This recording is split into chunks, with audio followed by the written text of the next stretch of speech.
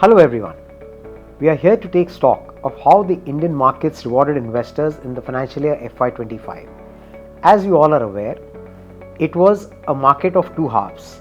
In the first half, we saw earnings which basically peaked, and thereafter it was not a very secular run, and hence the markets also went into a period of roller coaster, which was caused partly by Indian factors and partly by global concerns.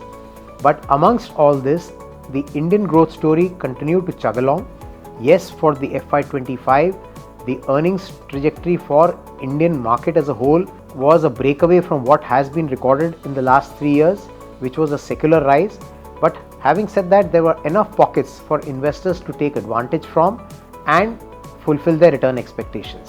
The Indian economy continued to chug along at a growth rate of 6% plus, which was quite healthy from both an absolute as well as a relative sense, because the underlying sectors continued to still deliver on the growth expectations of investors, namely sectors which were more domestic facing, like your discretionary, auto, energy, utilities, financials, as well as capital goods. But there was a bit of a growth concern that emanated towards the second half of the year gone by. But having said that, as India continues to grow and as we continue to reap demographic dividend, our sense is that we will continue to see growth aspiration of most investors being fulfilled in times to come, and GDP well on its course to revival in the years of FY26 and 27.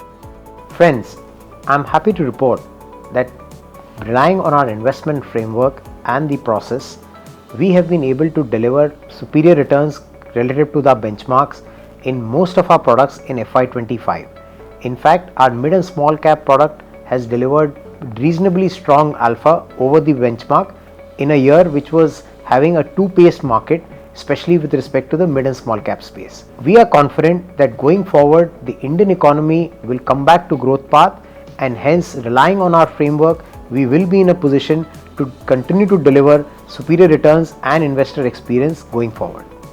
Thank you.